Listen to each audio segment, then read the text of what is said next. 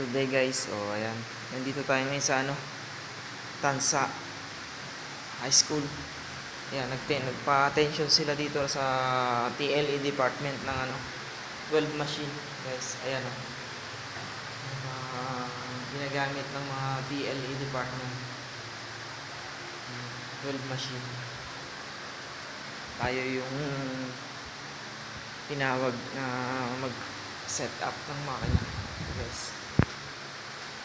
Weld machine, dressmaking department.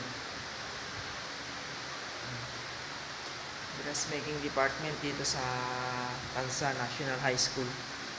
Ito pa guys, marami pa silang bubuuing makina. Bali donation pa sa galing sa DepEd.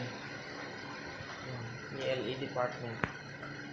So yan guys, na-attention na natin yan. 12 machine, puro high speed.